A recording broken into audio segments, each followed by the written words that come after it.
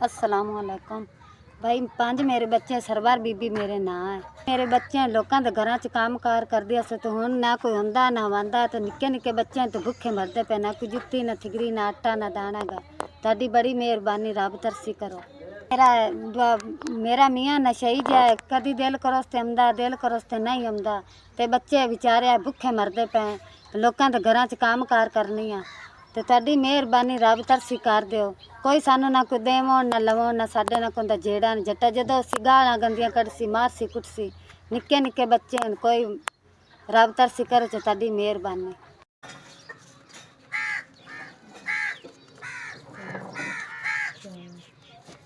मैनू 5000 ठीक है, मेरे बच्चे खासन पीसन थानू दुआ दसन, ताड़ी बड़ी बड़ी मेहरबानी। शाबाश रहमत। आटा लिसा दाने लिसा, कोई खावन पीवन दा लिसा।